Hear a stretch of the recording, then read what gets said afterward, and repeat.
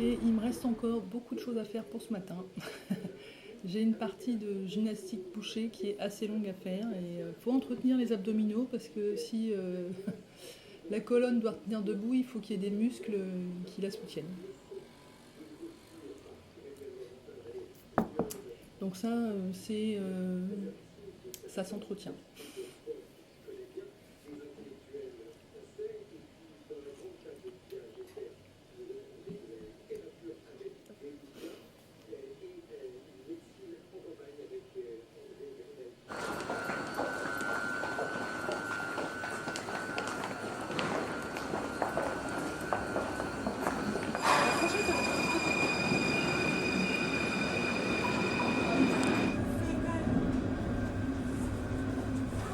Saint-Marcel.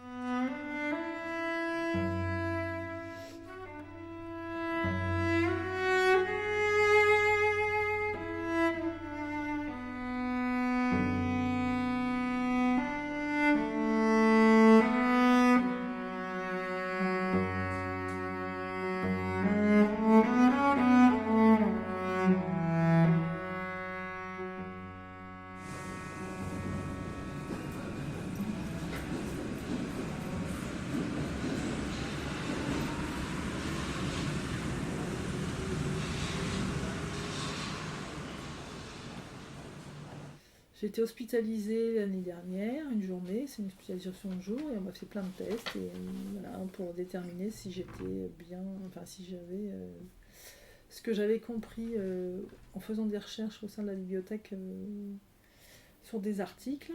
J'avais un peu étudié les différents types de maladies auto-immunes et c'est là où j'ai compris, d'après communication d'un rhumatologue, concernait une maladie assez spécifique qu'on appelle le Bougereau-Snodron ou le syndrome sec. Et voilà, pendant 9 mois, donc, j'ai été arrêtée, très seule, j'ai repris le travail. Et je me disais, mais après ça, normalement, il ne devrait pas y avoir de problème, on va me déplacer. Et retopo, je me retrouve au même endroit. Et là, là, ma situation, c'est que comme j'ai compris que mon employeur ne fera jamais rien pour moi, il faut que je parte. Donc là, j'ai demandé à muter, sans avoir de point de chute.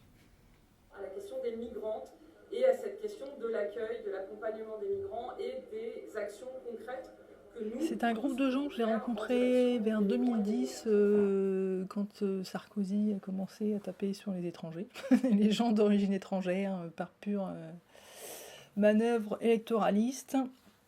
Et donc c'est quelque chose qui a choqué beaucoup de gens et donc des gens se sont rassemblés pour aller contre. Et donc j'ai été folle de joie de trouver un mouvement comme ça. Et il y a un truc qui s'appelait la journée sans immigrés. Donc ça a été vraiment un gros changement dans ma vie parce que j'ai rencontré plein de gens qui ressentaient un peu les mêmes choses que moi et moi je me sentais isolée là-dessus et donc j'ai rencontré ces gens-là et donc j'ai découvert qu'il y avait beaucoup d'actions, beaucoup de réflexions, des choses concrètes qui étaient faites. Ouais, j'aimerais bien tenir la page Facebook d'une bibliothèque, ça m'éclaterait énormément, mais personne ne me le demande, donc on va faire avec. Dès matin à 8h17 sur France Culture, existe-t-il une culture française pour tenter de répondre à cette difficile question? Nous serons en compagnie de l'académicien, romancier, producteur sur France Culture, Jean-Christophe Ruffin. Il sera rejoint par Sophie Claudel, qui est actuellement directrice de l'École nationale supérieure d'art de Dijon, mais qui a publié un article pour la fondation Terra Nova intitulé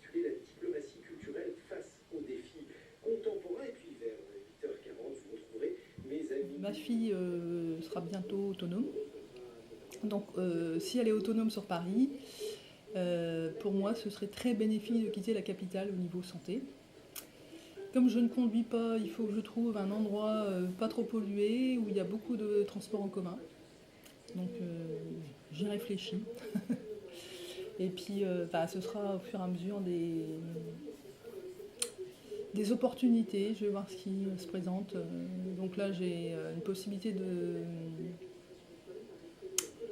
bouger par la mutation professionnelle dans des circonstances un peu difficiles, mais bon, j'espère qu'après il sera encore possible de changer l'académie et de pouvoir quitter une autre université.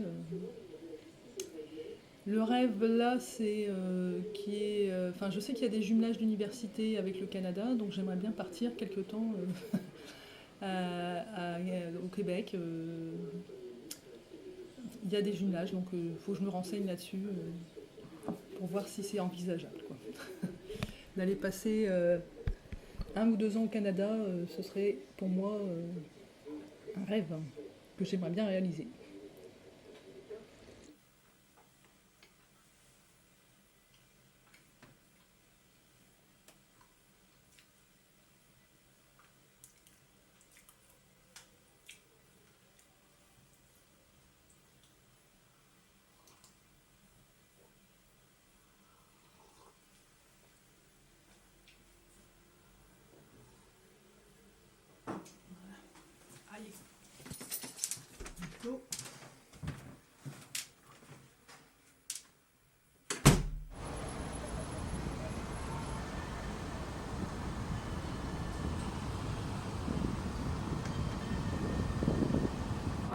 Et oui, le fait que ce soit auto-immune, dans le milieu psy, on dirait que ça pourrait être une autodestruction. Ça, moi j'ai des doutes. Après des études de psychologie, et en travaillant dans la bibliothèque médicale, je crois que la psychologie peut beaucoup apporter aux malades, mais je trouve ça un peu dur de dire aux gens que qui se détruisent eux-mêmes, quoi. Moi, je n'ai pas l'impression d'avoir envie de me détruire moi-même. Ou alors c'est vraiment à l'insu de mon plein gré, comme on dit, mais et dire que ce serait quelque chose qui serait produit de soi-même, je trouve ça très dur de dire ça, quoi.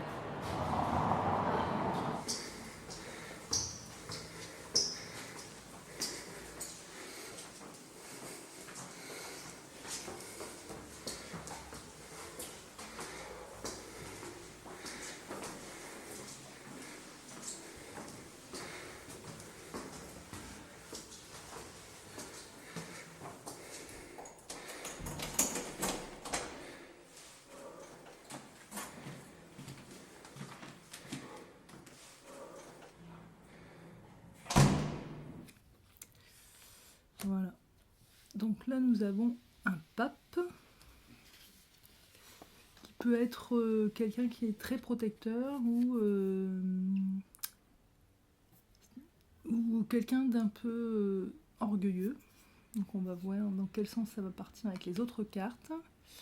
Donc j'ai un chariot, donc qui est aussi un gage de réussite. Alors associé au pape, ça peut être assez positif. Donc, alors ce qui m'a toujours étonné, c'est qu'il y a un SM sur la carte. Alors je ne sais pas si c'est Sa Majesté ou Sadomaso, mais bon. Voilà. En plus, nous avons Tempérance aussi. Tempérance, c'est un espèce de renouveau. Là, il y a un équilibre dans les liquides qui s'échangent. Donc déjà ça, le point de départ est assez positif.